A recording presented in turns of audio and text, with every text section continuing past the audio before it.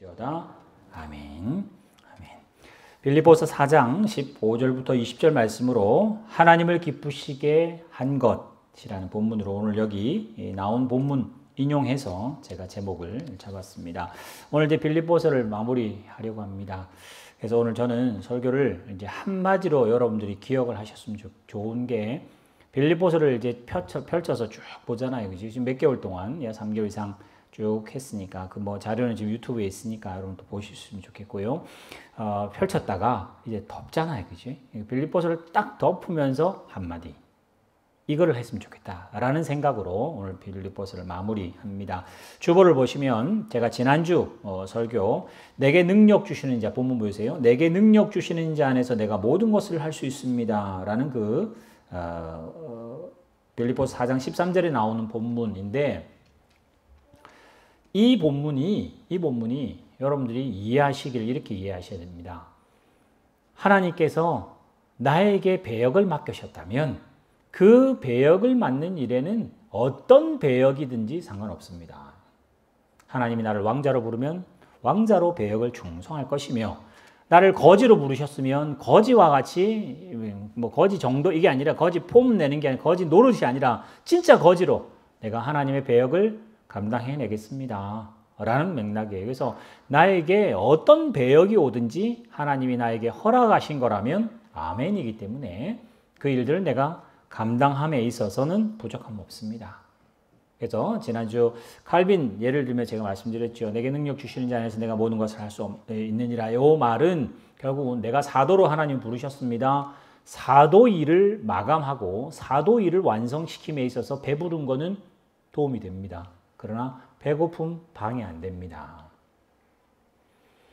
부자로 사는 것 사도로 도움이 되나요? 예. 가난하게 사는 것 사도로 사는데 지장이 되나요? 아니요. 라고 바울은 말할 수 있었다. 사실 우리는 그렇게 말하지 않습니다. 왜 그러냐? 우리는 잘 사는 것, 건강한 것, 잘 되는 게 목적이기 때문에 그래요. 그까지 내 눈은 가고 그까지가 기도 제목인데 바울은 뭐죠? 잘 살고 못 사는 거, 건강하고 건강하지 못한 통로를 통해서 그 뒤에 있는 하나님의 뜻을 이루는 일에는 어느 통로든지 상관없습니다. 그러니까 시각이 다른 거죠.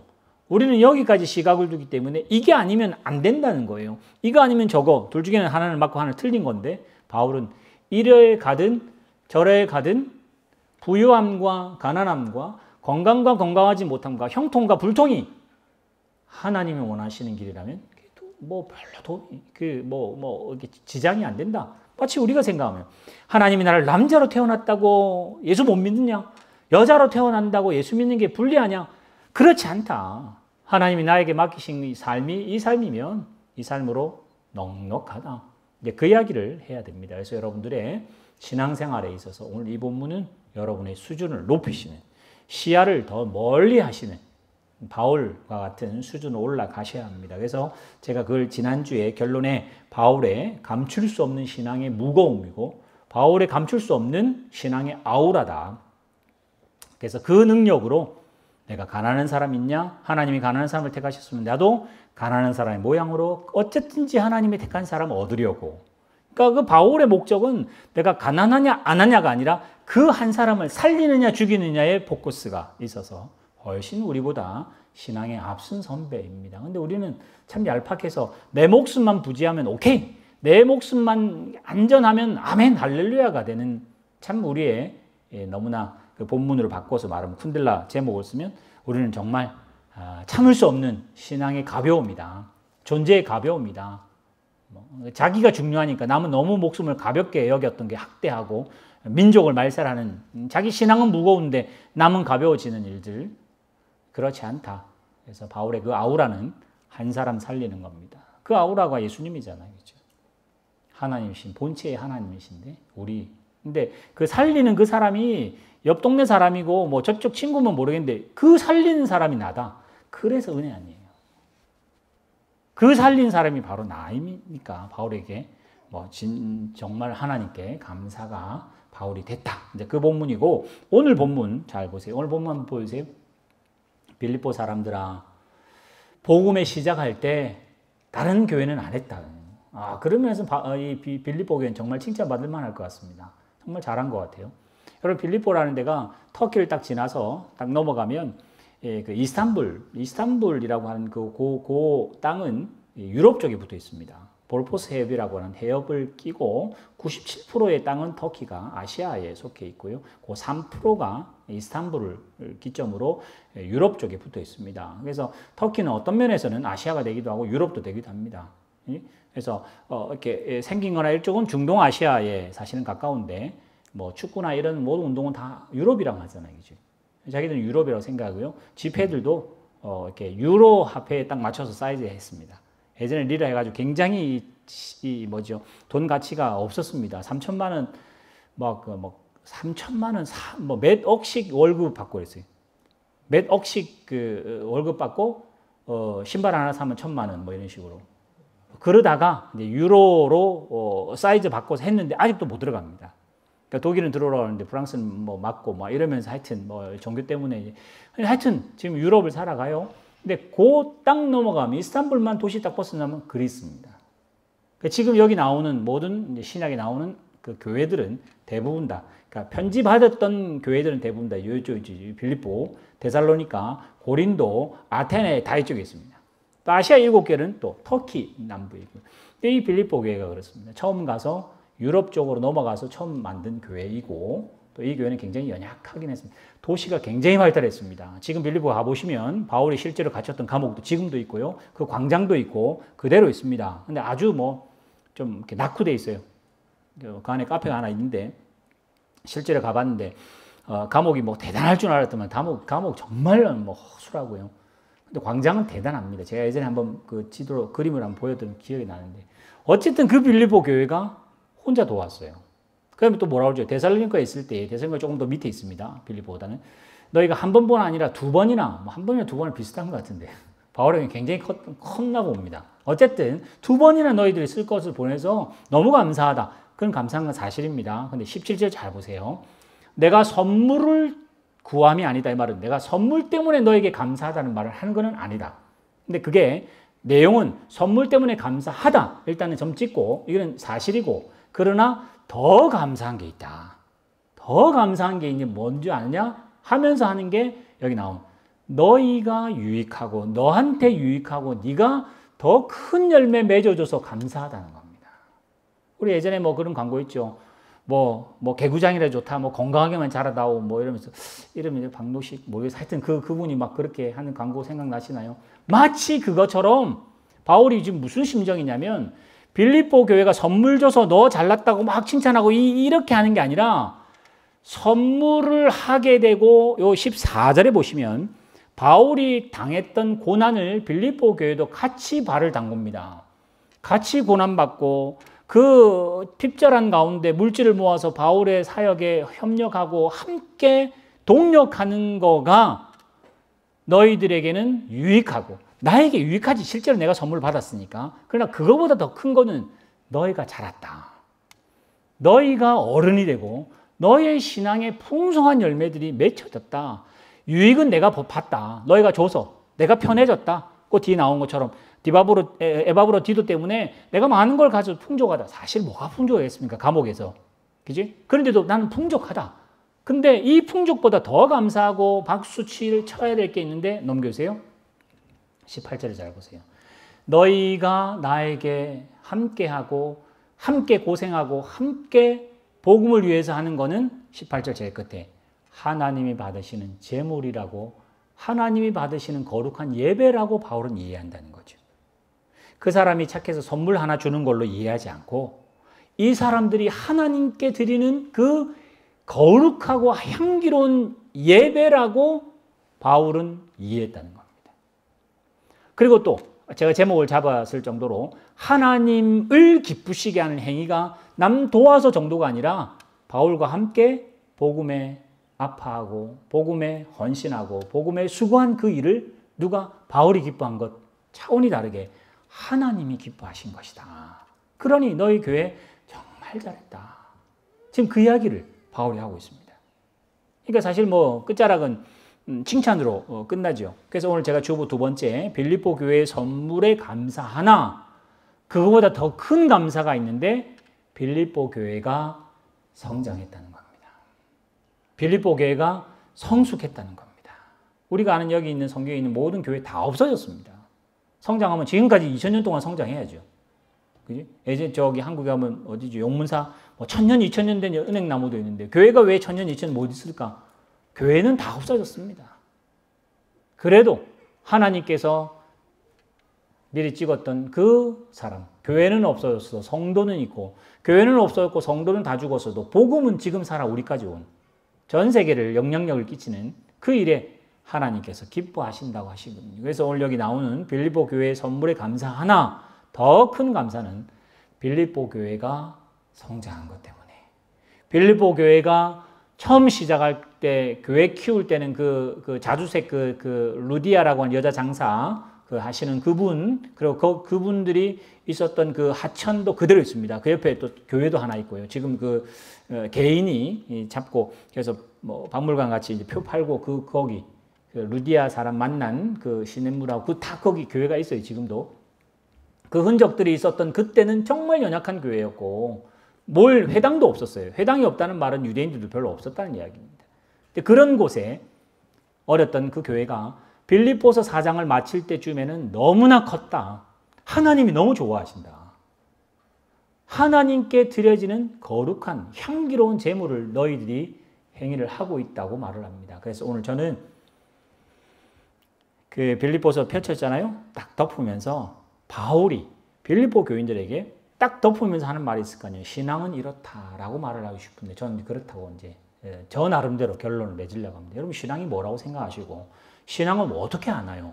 보통 보면 은혜 받아서 예수 안 믿을 때와 예수 믿을 때의 차이를 봅니다. 예수 믿을 때는 도덕 윤리가 이 사람이 요만큼이었는데 예수를 믿고 나니까 도덕과 윤리가 확 자랐다. 인격이 자랐다. 이러면 우리는 제대로 신앙생활 했다고 생각합니다. 제대로 신앙생활 했다고 생각합니다. 처음에 예수 안 믿을 때는 사업이 그냥 흐지부지였는데 예수 믿고 나니까 사업이 잘 돼요. 그럼 하나님 은혜 주셨네. 이렇게 됩니다. 저 사람이 제대로 믿고 있고, 그럼 신앙을 우리는 대부분 다 보면 자기가 한 일, 자기가 한 업적, 자기가 하고 있는 뭐 어떤 것들로 자꾸 증명해내려고 합니다. 대표적으로 뭐냐? 고린도 교회가 아주 은사도 많고 잘 사는 교회. 예전에 제가 보여드렸죠. 고린도 집은 문패가 아니고 문 앞에다가 자기 동상을 세워놓는 그 동네입니다. 그래서 그 동상들 잘 보시면 그 로마 시대 동상 보시면 목이 잘려져 있어요. 그러니까 이사를 갈 때 동상을 다 들고 갈 수 없으니까 목만, 두상만 들고 갑니다. 몸통은 똑같이 이렇게 가운 입은 거 있고 자기 그 주인 얼굴을 잘 조각해서 이사 갈 때 그거 머리만 들고 와서 앞에 딱 두면 지나갈 때 이 집이구나 이렇게 아는, 지금도 그 동상 그 두상 동상 굉장히 많습니다. 박물관 가면 고린도 교회 옆에 박물관에 가면 지금도 고린도 교회 굉장히 잘 살았습니다. 은사는 은사 다 가지고 있었습니다. 그래서 하는 말이 뭐냐? 바울, 너 사도라며. 근데 남은 고치는데 왜 너희는 그렇게 아프냐? 이렇게 나온 거예요. 아니 사도면 그나마 번듯하고 자기도 건강한 사람이 남도 탁 하고 손수건 흔들고 이러면 병이 낫고 이래야 뭔가 품위가 있지. 자기는 온통 그냥 병이랑 병 다 들고 있으면서 남은 고친다고 그러면 그게 말이 되냐? 이렇게 시비를 걸어요. 네가 학벌도 좋고 하나님의 계시를 받았으면 설교도 잘하고 감동도 줘야 되는데 네가 설교 그게 뭐냐? 이런 식으로 나왔습니다. 그래서 사도됨을 굉장히 시비를 걸어요. 그러니까 바울이 제가 본문은 안 보겠습니다만은 바울이 하는 이야기 그겁니다. 내가 한 업적, 내가 하는 품위, 내가 하는 그런 어떤 훌륭한 것들로 사도라고 생각하느냐? 틀렸다는 겁니다. 뭐로 사도라고 봐야 되느냐? 뭘 가지고 신앙이라고 봐야 되느냐? 뭘 가지고 성도라고 봐야 되느냐? 내가 잘 믿어서 신앙이 있어서 하나님을 흔드는 게 능력이 아니라 거꾸로 내가 믿는 하나님은 전능하신 하나님이기 때문에 그 하나님 손에 붙잡혀서 흔들리는 게 진짜 사도다. 근데 우리는 능력이 좋아, 믿음이 좋아, 더 신령한 은사를 받아서 하나님의 보좌를 흔들고 싶어요. 하나님 왜 안 해주냐고. 그래서 되면 은혜 있다고 그러고 능력이 있다고 신령하다고 그러야 되는 거고, 근데 하나님은 하나님이 나를 붙잡고 너 인생 이렇게 흔들어대도 흔들릴 수밖에 없는 건 하나님이 흔드니까. 그래서 바울이 뭐라 하죠? 내가 안 맞아도 되는 매를 그렇게 맞고 안 먹어도 되는 그런 욕을 먹는 이유가 사도됨의 증거다. 우리는 그렇게 안 하잖아요. 우리는 번듯해야 신앙이잖아요. 우리 교회인데 우리 교회는 바른 교회고 잘된 교회면 부흥해야 될 거 아니에요. 근데 하나님이 우리 교회를 우리는 바른 교회고 우리는 정말 하나님 뜻대로 하려고 하나님 손에 붙잡혔는데 하나님 막 흔들면 이게 뭐냐 그러고 이게 신앙 없다 그러고 은혜가 없으니까 이런 거라 그러고 우리끼리 싸우고 지지고 볶으면 아니다. 지금 가장 흔들리고 있는 사람이 누군가? 지금 감옥에 있는 바울이잖아요. 바울이 빌립보서를 통해서 뭐라 합니까? 항상 기뻐한답니다. 관용을 보이랍니다. 내 이렇게 힘든 나를 돕는 너희들은 정말 내 수준 높은 교회다. 나를 도와서의 문제가 아니라 너희들이 그런 수준 올라가니 정말 너희들이 참 잘하고 있다. 뭐라고 하죠? 하나님이 받으실 만한 향기로운 제물이다. 하나님이 기뻐하시는 게 이런 거다. 하나님 손에 붙잡혀서 하나님이 가라는 길 가고 있는 사람이 참 선지자지. 이해될 만하고 번듯하고 기가 막힌 논리를 펴는 사람이 아니다. 아마 하나님 은혜 주셔서 기가 막힌 사람들, 아주 똑똑한 천재들이 하나님 영광 나타내는 길도 있었습니다. 제가 뭐 요즘 예를 들은 그 좌표 이런 거 데카르트라는 사람이 있어요. 데카르트는 이래저래 굉장히 천재입니다. 그러니까 유클리드라고 하는 그런 기하학만 있을 그때 X, Y, Z라고 하는 좌표를 그 사람이 딱 만들었어요. 그 다음에 X, Y, Z를 딱 만드니까 수학이 확 자라났어요. 오른쪽, 왼쪽, 1사분면, 2사분면, 3사분면 이런 게 막 생기기 시작했으니까. 예전에는 좌표가 없으니까. 우리 생각해 보세요. 우리가 지금 사는데 동서남북이 없다고 생각해 보세요. 우리 집으로 오세요. 어디로 가야지? 저쪽이 어디예요? 저쪽이. 지금 우리는 해가 뜨고 해가 지는 걸 동서남북이라는 나름대로 우리의 규칙을 정했기 때문에 쉽게 그지? 뭐 조금만 말해도 약도를 그릴 수 있는데 데카르트라는 사람 천주교의 핵심적인 그 신학의 틀을 세운 사람이기도 하고 과학에도 뭐 기가 막힌 천재들 하나님이 소위 말하면 우리 생각 같아서는 고스란히 이렇게 들어다가 천재로 하나님 영광 드러내는 사람도 있으나 그것도 은혜나 하나님이 바울처럼 이렇게 쥐어 흔들어도 정말 미칠 것 같아서 하나님 죽었으면 딱 좋겠습니다 하는 환난 가운데 있어도 하나님이 나를 흔들기 때문에 견딜만하다. 견딜 힘을 주시옵소서라고 기도한다면 그게 신앙이다.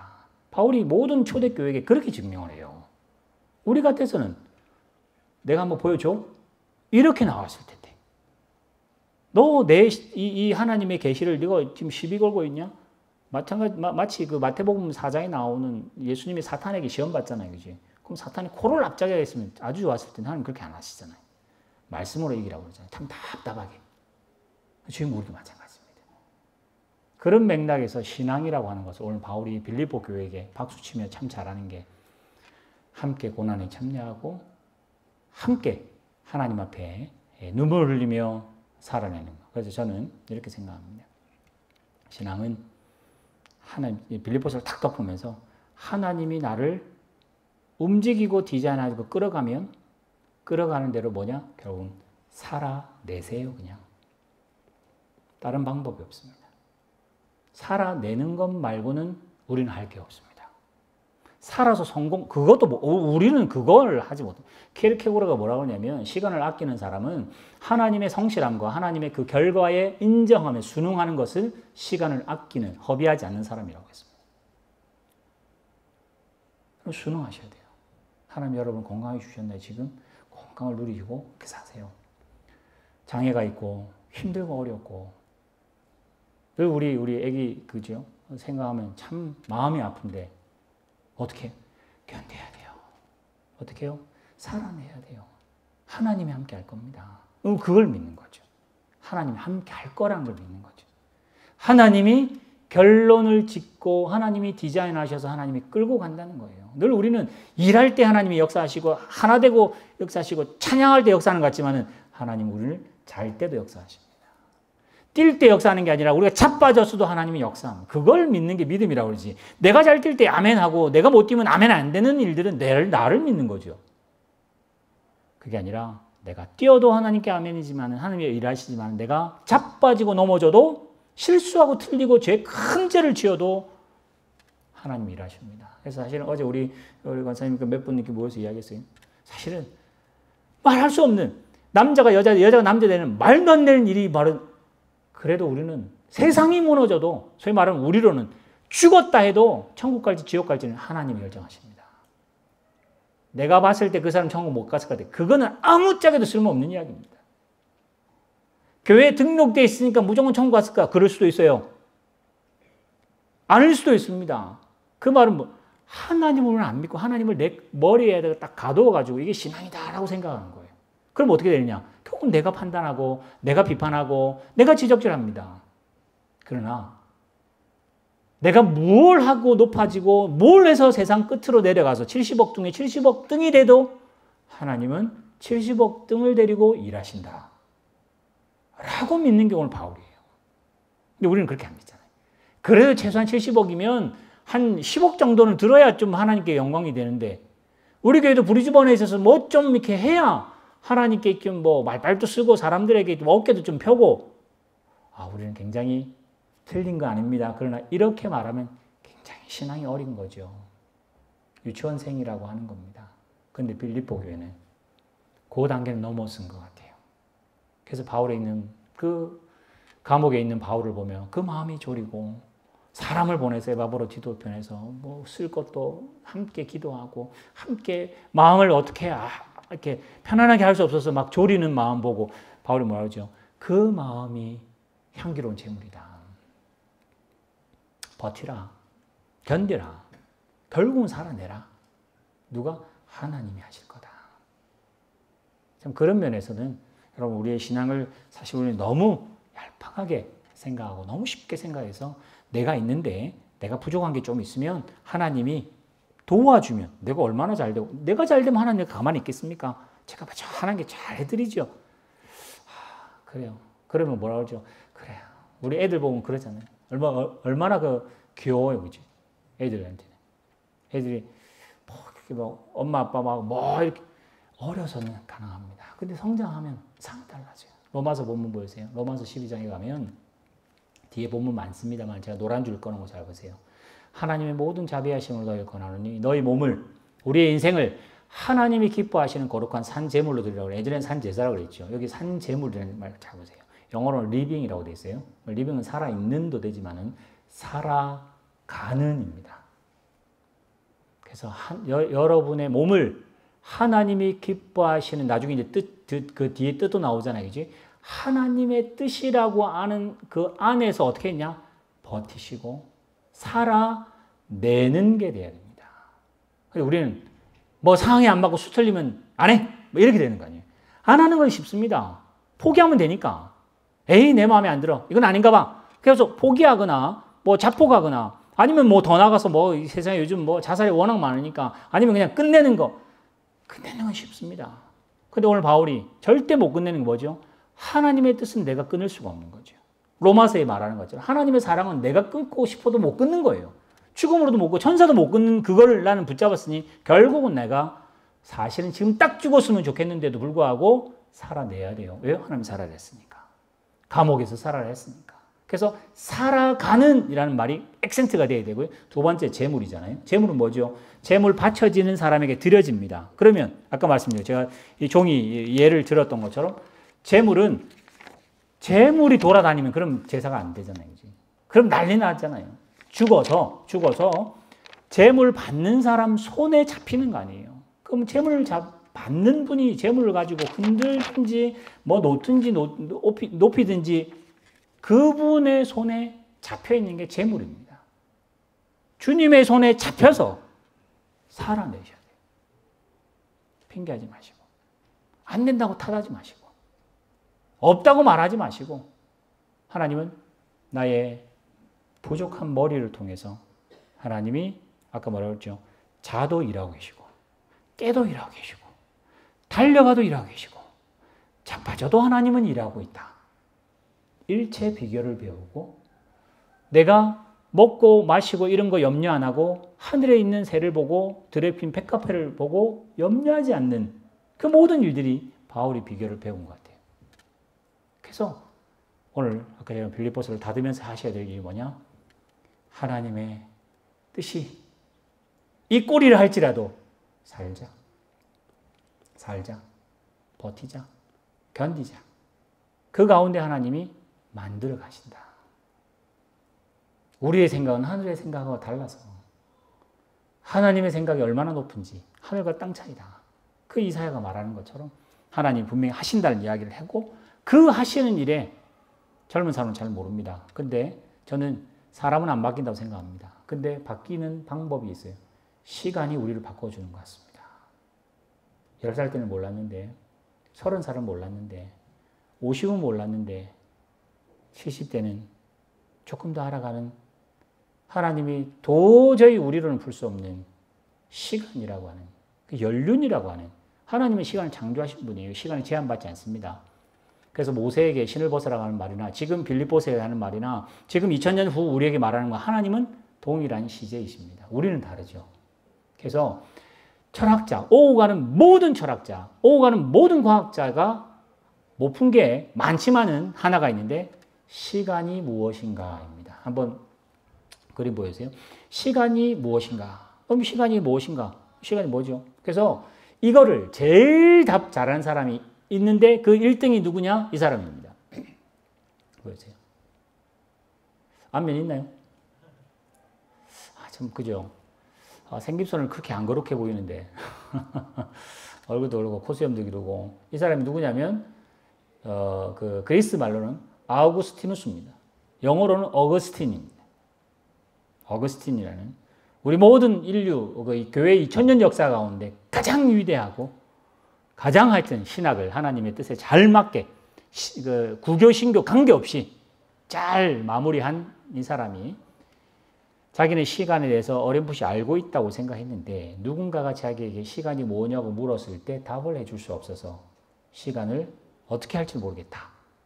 그러면서 이제 뭐 과학자들은 시간 이야기하자면 제가 말씀드린 그 아인슈타인 같은 경우는 시간을 좌표에다가 집어넣습니다. 그래서 시간이 어디로 흐르죠? 입으로 흐르나요? 시간이 어디로 흐르나요? 동으로 흐르나요? 모릅니다. 근데 이제 과학자는 생각하기를 시간은 앞으로 간다는 앞이라는 걸 해서 플러스라고 생각하고 시간은 그러면 거꾸로는 마이너스라 생각해 좌표상에다가 시간이라는 축을 하나 넣어서 우리끼리 이야기해서 앞으로 가면 미래로 가고 뒤로 가면 마이너스니까 과거로 갈 수 있는 시간 여행이 가능하다. 이게 이제 현대의 그나마 시간을 좌표라고 하는 것으로 넣었으니까 이 정도지. 그럼 어디로 가는데 이런 말은 안 되고요. 그 길이가 얼만데 이러면 아무도 모릅니다. 근데 시간은 우리 모두 다 속도 이야기할 때 시간은 거리 사이가 속도잖아요. 그죠? 시간은 밑에 분모가 있고 속도 차이가 나면 가속입니다. 뭐 그러면서 미분조건이 나오는 건데 시간은 아무도 모르는 거예요. 지금도 정의가 안 됩니다. 과학으로.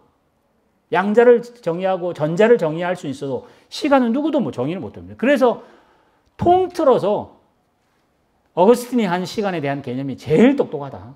제일 정답이 아니라 제일 뭐 이해가 된다. 그런 말이에요. 근데 이분은 400년대 사람입니다. 로마에 살았습니다. 1500년 전 사람인데 결국은 그런 겁니다. 시간은 둘이 있다. 하나는 시계적인 물리적인 시간이 있고 하나는 마음의 시간이 있다.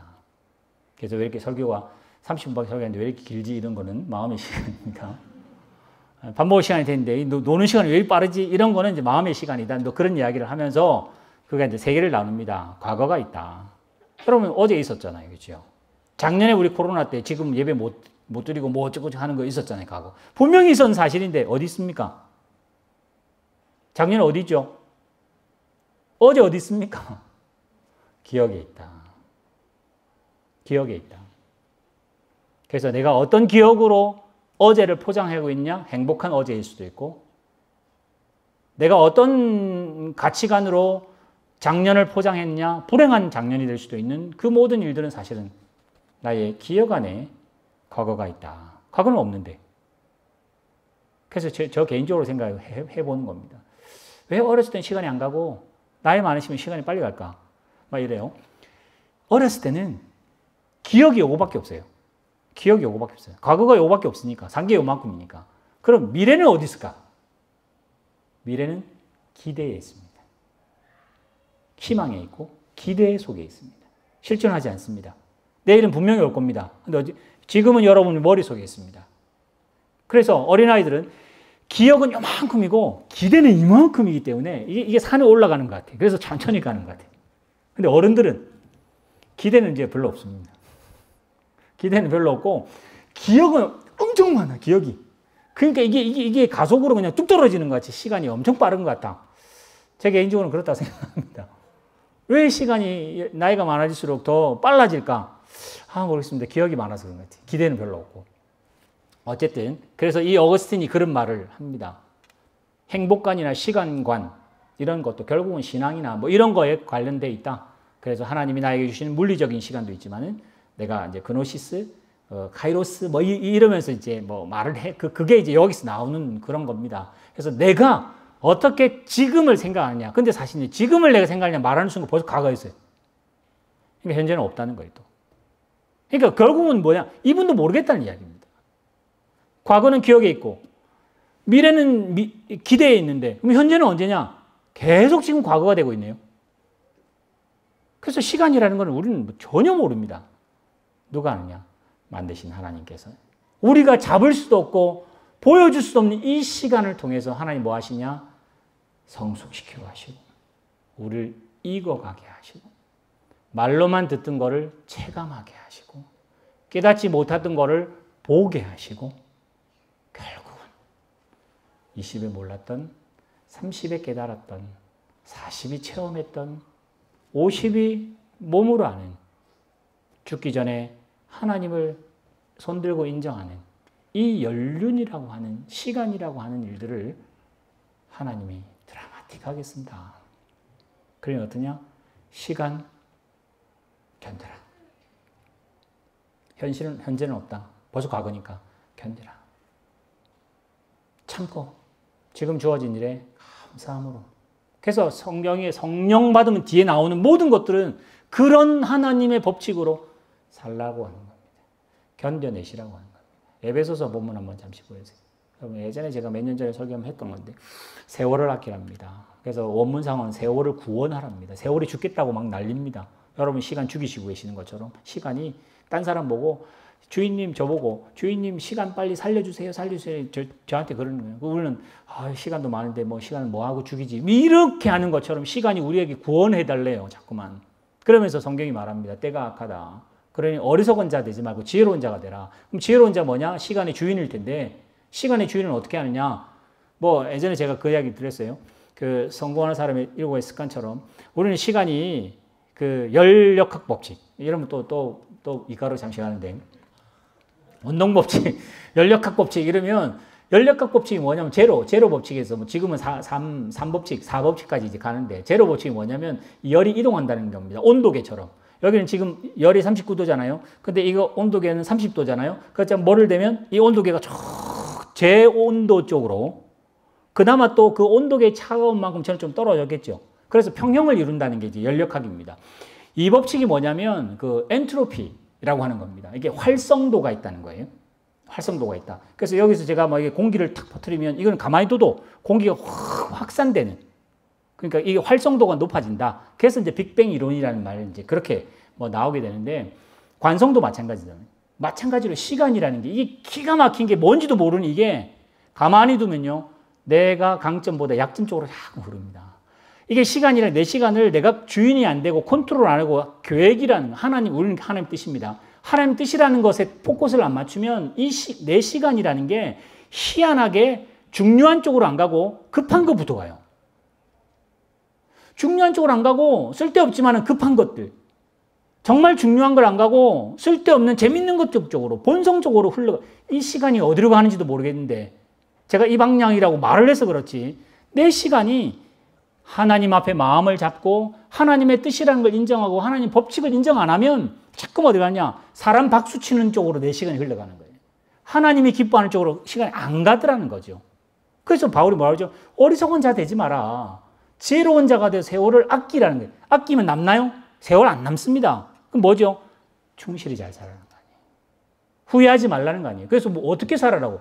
그래서 그 뒤에 나오는 술 취하면 방탕한 거니까 그러지 말고 시와 찬미와 신령한 노래를 서로 화답하고 예배하고 기뻐하고 감사하고 절개하고 피차간에 서로 복종해서 뒤에 나오는 남편과 아내, 부모와 자녀, 상종 간에 서로 사랑하십시오. 그게 세월을 아끼는 겁니다라고 바울이 지혜를 말하잖아요. 참 그런 모습 보면 우리가 해석을 해서 그럴 수도 있겠습니다만 참 바울은 여러 가지를 다 그 복음서 안에 그 서신서 안에 숨겨놓은 참 그래서 바울의 성경이라고 하는 게 의미가 있는 게 제가 그냥 기본적으로 생각해도 바울보다 더 똑똑한 사람을 한 500년 때 만들어가지고 바울 서신 없애고 500년 있으니까 500년 그 후에 바울 같은 사람이 딱 성경 쓰면 신간 나오잖아요. 신간. 바울보다 더 똑똑한 사람이 1000년 쭉 나와가지고 징기스칸하고 비슷할 때 나와가지고 딱 서신서 딱 쓰면 이거는 최신간 나올 거 아니에요. 근데 하나님이 그래 안 하시고 시대나 뭐 거리도 떨어진 이 바울의 서신을 지금도 우리는 붙잡고 있어야 될 이유가 하나님이 쓰셨기 때문에 시대가 바뀌어도 안 바뀌는 거기 때문에 하나님의 역사이기 때문에 아무리 우리 인생을 2000년 3000년 아니라도 흔들어도 하나님의 계획과 하나님의 뜻은 흔들리지 않기 때문에 바울에게 주신 은혜는 우리에게도 똑같은 은혜다. 바울이 성숙하고 성장해야 되는 건 우리도 성장해야 될 것이고 바울이 빌립보 교회를 칭찬했다면 우리도 이제는 빌립보 교회처럼 칭찬을 받아야 되는 그런 일이 우리에게 벌어져야 된다. 그래서 오늘 저는 아까 말씀드린 결론을 그렇게 지으려고 합니다. 신앙은 하나님이 허락하신 우리 믿는 하나님이죠. 전능하신 하나님이라고 믿죠. 하나님은 저에게 절대 악한 걸 안 하시고 혹시 아비는 뱀을 줄 수 있고 정갈을 줄 수 있지만은 하나님은 천부는 그러지 않는 하나님이란 걸 우리가 아는 우리들은 어떤 상황이 오시더라도 견디고 살아내시는 것을 우리 교회는 신앙이라고 말한다. 우리 교회는 부흥하는 게 신앙이라고 그러고 학교의 성적 좋아지는 게 신앙이라고 그러고 우리는 그걸 은혜라고 그러고 잘 될 때 은혜라고 표현했던 우리들은 밥만 맞고 유치부들을 맞고 유초등부까지는 맞았는데 그나마 중고등부 가면 이제는 그렇게 하는 게 다 맞는 거는 아니라는 걸 조금씩 알아서 이제는 어른이 되고 아까 하나님이 쓰시는 기가 막힌 사람은 못 쓰는 시간이라고 하는 연륜이라고 하는 여러분 지금 호주 오신 시간이 얼마인지 모르지만 또 앞으로 10년 놀아도 10년 지나고 열심히 해도 10년 지나고 결국은 또 지날 거 아니에요. 어떻게 하나요? 하나님의 뜻과 하나님의 계획. 물론 여러분 배우셔야 됩니다. 하나님 누구도 더 배우셔야 되고 하나님의 마음을 더 배우셔야 되고 더 알아가야 되겠죠. 그 법칙대로 10년을 어떻게 해요? 살아내시고 그 또 10년 후에 감사해서 이까지 오물 감사해서 에베네스를 하고 또 앞으로 하나님이 주실 일을 기대하고 기도하며 나아가는 일들이 우리 뭐라고 그래요? 신앙이라고 그런다. 근데 우리는 잘하는 신앙, 예수 믿으면 부흥하는 교회, 예수 믿으면 형통 쫙 하는 교회, 찬송 아니 성경 어디도 형통하는 게 신앙의 길이라고 말하지 않는다. 목회자인 심정으로 우리 화성교회는 다 건강했으면 좋겠습니다. 다. 근데 지금 우리 교회 안에도 벌써 뭐 지나가 지금 건강하시다 합니다만 백신 맞고 응급실 가신 분이 계세요. 수면 잘 안 쉬고. 그래서 지금 문자 하니까 지금 많이 괜찮아졌다고 걱정하지 마시라고. 그런 일 있으면 그 마음에 막 조마조마 하나님이 지켜야 되는데 저도 사실은 이번 월요일날 아내랑 같이 백신 맞으면서 사실은 우리 목사님에게 설교를 부탁할까 혹시 모르니까 사람 혹시라는 게 이게 참 너무 간사해서 혹시 모르니까 그래서 이제 백신 맞으러 또 가기 직전에 집에 들어가는데 뒤에서 차가 그냥 콱 받아가지고 차가 쑥 들어갔습니다. 그래서 지금 제 렌트카 지금 우리 생각에는 하나님이 보호하셔서 눈 감고 운전해도 사고 안 났으면 좋겠어요. 그러지 않다는 걸 너무나 잘 알잖아요. 근데 늘 우리는 하나님은 뭐 존나하시고 복 생각하고 신령한 거 생각하고 은혜면 뭐 이렇게 막 능력 아니요. 바울처럼 버텨야 됩니다. 견디셔야 됩니다.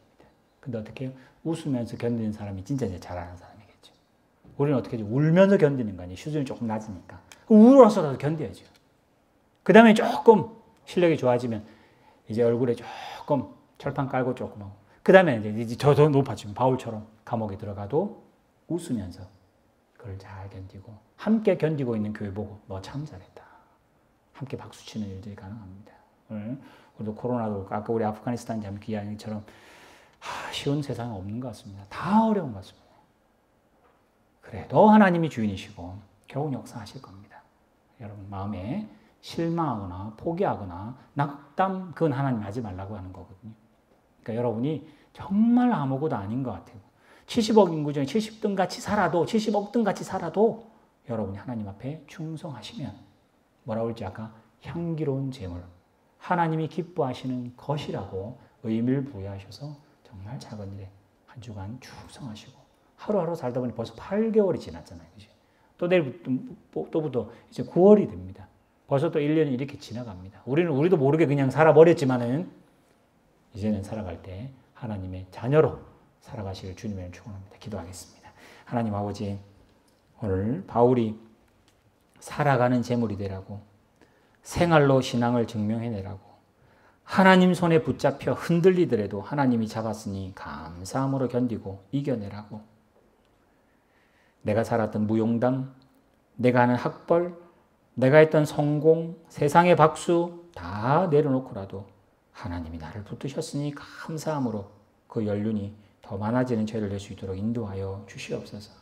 하나님은 우리가 일할 때도 같이 일하시지만은 우리가 실패하고 눈물을 흘릴 때도 일하시고 아니 우리가 잘 때도 아니 우리가 죄를 지을 때도 하나님은 합력에 또 선을 이루시는 전능하신 아버지인 것을 알아서 또 주어지는 한 주간 또 우리에게 주어지는 세 달에 하나님의 옆에 신앙으로 견디며 살아가는 죄를 낼 수 있도록 인도하여 주실 줄 믿사오며 그래서 결국은 내게 능력 주신 자 안에서 내가 모든 것을 할 수 있다고 함께 고백하는 죄를 되게 하실 줄 믿사오며 예수님의 이름으로 기도하옵나이다. 아멘.